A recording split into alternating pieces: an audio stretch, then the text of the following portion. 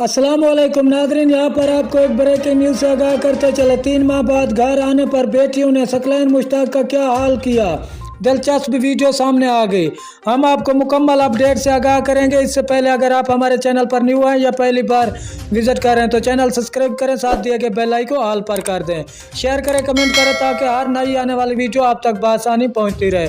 तो नादरीन, आपका कीमती वक्त ज़ाय किए बगैर चलते हैं वीडियो की तरफ। कराची पाकिस्तान क्रिकेट टीम के अबूरी हेड कोच सकलैन मुश्ताक ने 3 माह मुसलसल घर से दूर रहने के बाद जब घर पहुंचे तो बच्चों ने दुर्गा बना डाली।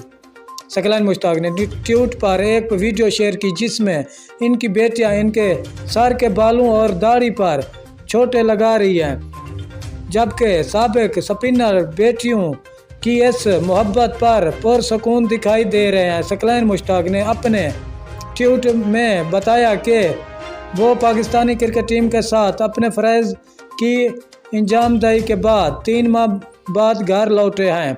वाज़ेह रहे कि सकलैन मुश्ताक ने माजी में भी एक ऐसी ही वीडियो शेयर की थी जब इनकी बेटी ने इनका मेकअप करके लड़कियों के नकली बाल लगाए थे। शुक्रिया नाजरीन, हमारी वीडियो देख